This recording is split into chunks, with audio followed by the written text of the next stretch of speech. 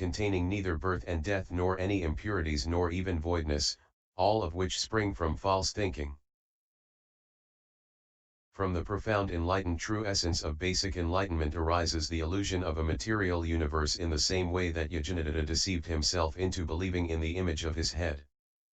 Fundamentally, falsehood has no cause, but false thinking sets it up, and deluded people, further, mistake it for being the self as such.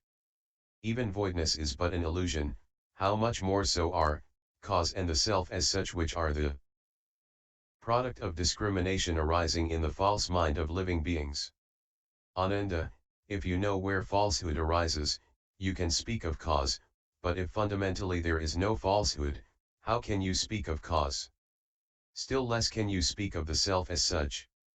Therefore, the Tathagata reveals to you that the basic cause of the five aggregates is false thinking. Falseness of the first aggregate of form, rapa. Your body owes its existence first to your parents' thought of giving birth, but had you not thought of being born, there would have been no chance for your incarnation in their thought. As I said earlier, when you think of vinegar, your mouth waters, and when you think of scaling a high cliff, you feel distress in the soles of your feet. But there is neither vinegar nor cliff, and if your body is not of the same illusory nature as falsehood, how can water come to your mouth when you think of vinegar? Therefore, you should know that your physical body, rilpakaya, is the first state of congealation of your false thinking. Falseness of the second aggregate of receptiveness, vedana. We have spoken of the thought of scaling a cliff which can cause your body to feel distress. This is the aggregate of receptiveness affecting our physical body, which is thus moved by favorable or adverse feelings. This is the second state of empty reflection of your false thinking. Falseness of the third aggregate of conception, sa unspecified currency, j unspecified currency a. Your thought can make your body move, but if both are not akin, how can body obey thought's order to act? Therefore, when mind stirs, body obeys, and both act in perfect unison. When you are awake, your thinking mind works, but when you sleep, dreams take the place of thoughts. Therefore, you should know that your thoughts stir your false feelings. This is the third state of pervasiveness of your false thinking. Falseness of the fourth aggregate of discrimination, saskara. Transformation ever stops and changes imperceptibly every instant, as shown by the growth of hair and nails, and the loss of vitality in old age as revealed by the wrinkles on one's face. This change occurs day and night, but we do not notice it. Ananda, if this is not you, why does your body change? On the other hand, if it is you, why do you not notice the change? Therefore, you should know that every discrimination does not stop in a flash of thought. This is the fourth state of concealment of your false thinking. Falseness of the fifth aggregate of consciousness, vij unspecified currency ana. If your pure, bright, profound, and subtle consciousness is permanent, why is it conditioned by and does not go beyond your body's seeing, hearing, feeling, and knowing? If it is the real, it should not allow itself to be affected by your false habits. Very long ago you saw unusual things, but you then forgot all about them. Why do you remember them so vividly when you now see them again? This shows that the contamination of your clear and still consciousness continues, instant after instant, in unbroken continuity. How can you ascertain this? Ananda, you should know that this still consciousness is not reality and is like a river which flows swiftly but seems to be still. If you do not see it flow, this does not mean that it stops. If consciousness is not the source of false thinking, how can it be influenced by wrong habits? If you fail to wipe out separateness and achieve the uniform functioning of all your six sense organs, your false thinking cannot be brought to an end.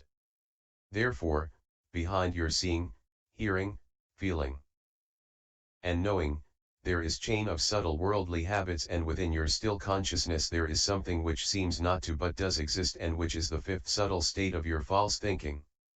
Ananda, all the five aggregates are created by this fivefold false thinking. As to their boundaries about which you wish to know, Form and voidness are the boundaries of the aggregate of rilpa, receptiveness and non-receptiveness of vedana, remembrance and forgetfulness of sanjana, rise and fall of sarpskara, and the return of consciousness to, and its union with, its substance are those of vijnana. The five aggregates arise by piling themselves upon one another. They originate from consciousness, mind, and should be eliminated beginning with form, matter. In principle, they all vanish the moment one is instantaneously awakened, but in practice, they are wiped out gradually due to the force of habit. I have shown you how to untie the 6 knots in a cloth, and all this should have been clear to you. Why do you still ask me about it? You should awaken to the source of false thinking and open your mind, and then teach practicers in the Dharma ending age so that they know its falsehood and reject it, become aware of the existence of nirvana, and so stop hankering after the 3 worlds. Ananda, if a man fills space in the 10 directions with the 7 treasures and then offers them to Buddhas uncountable as dust, with his mind set on serving them faultlessly, what do you think of his merits from such a good cause? Ananda replied, space is boundless and the treasures cannot be counted. Once a man only offered 7 coins to 7 Buddhas, and his merit led to his rebirth as a heavenly ruler of the world. How much more so is the unlimited merit derived from offering treasures that fill Buddhalands in boundless space. The Buddha said, Ananda, the words of Buddhas are not deceitful.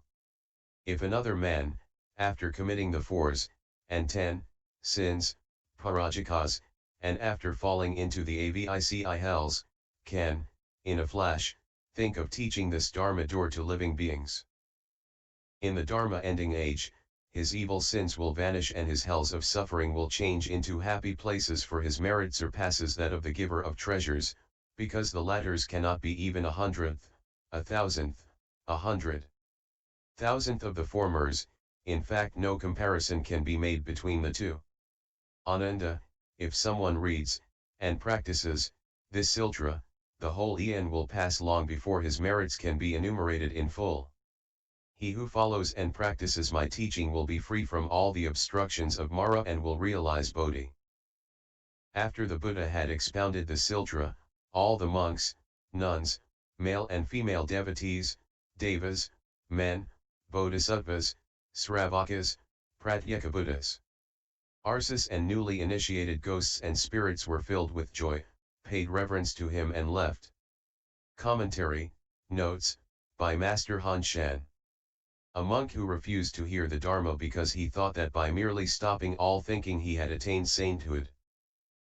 The 5 powers: to see things in the realm of form, to hear any sound anywhere, to read others' minds, to know the former existences of self and others, and to be anywhere at will.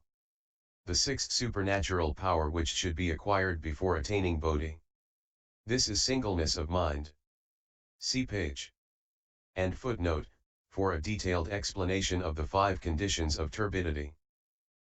See my previous book, The Secrets of Chinese Meditation, Ryder & Co., which explains how the mind spreads to its surroundings.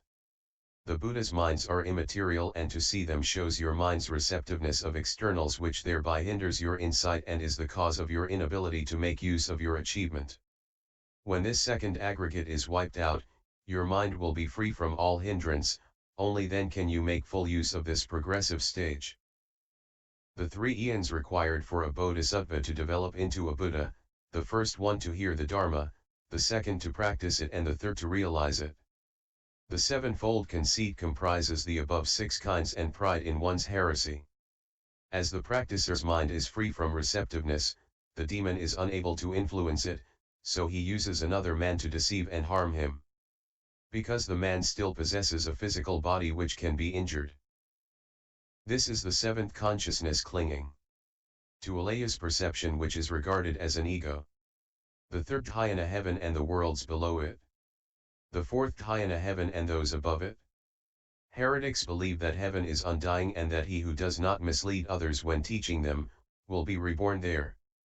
Hence, in their answers to their students' questions, they use abstruse terms and abstain from giving complete and specific replies, which the Buddha denounces as wild talk. He sees not only the rise, but also the fall, of thoughts, hence his ambiguous reply, something without daring to speak specifically of their existence in order not to be in the wrong.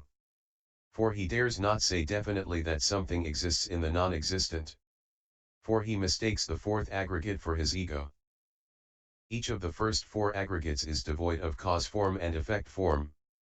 He reasons that since the first three aggregates have vanished, the fourth will follow them sooner or later, and so infers that all four are non-existent. He then reasons that the fourth aggregate manifests now in spite of the disappearance of the first three, and so infers that all four are not non-existent. Thus he concludes that since the four aggregates are neither existing nor non-existent in life, they will be so after death, hence the eightfold negative view.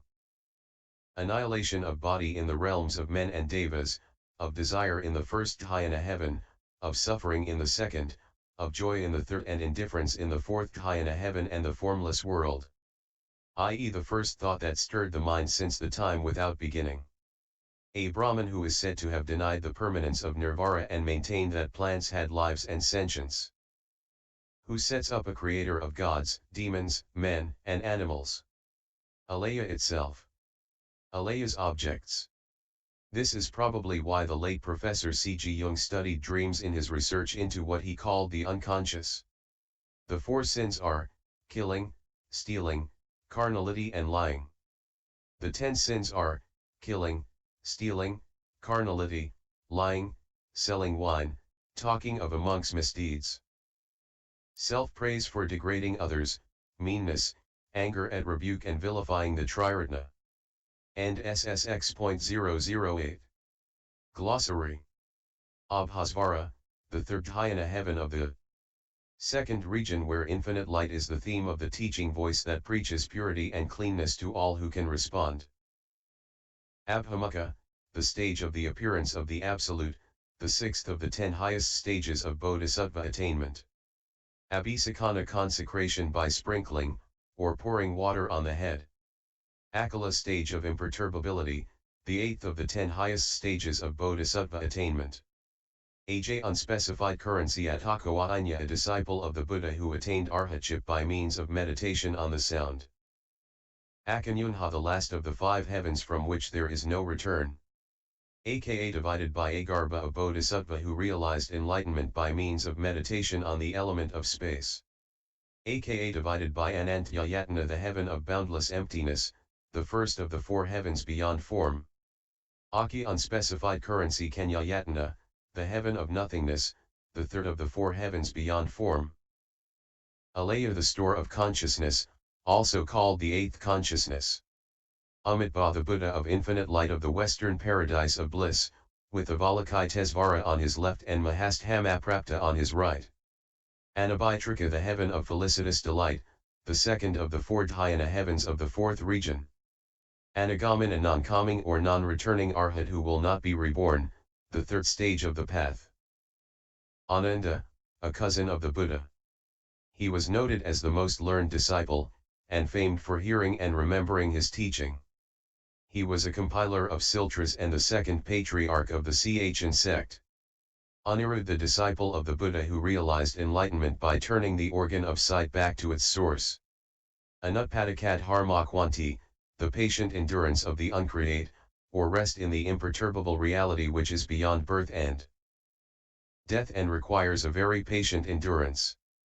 The Prajnaparamitasastra defines it as the unflinching faith and unperturbed abiding in the underlying reality of all things, which is beyond creation and destruction. It must be realized before attainment of Buddhahood.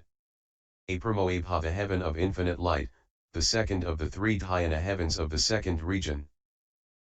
Apramo divided by Abha, the heaven of infinite purity, the second of the 3 dhyana heavens of the 3rd region. Arbuddha or Amas, during the 2nd week of formation of Aphoitis. Arsi Amata, the state of glowing wisdom, the 4th of the 10 highest stages of Bodhisattva attainment. Arhat, a saintly man, the highest type or ideal in Hinayana in contrast with a Bodhisattva as the saint in Mahayana. Arapada, to the realm beyond form.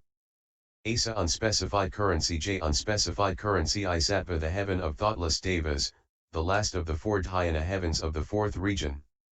Ashrava, worldly or impure efflux from the mind, as contrasted with anasrava, i.e. outside the passion stream. Asura titanic demons, enemies of the gods, with whom, especially Indra, they wage constant war.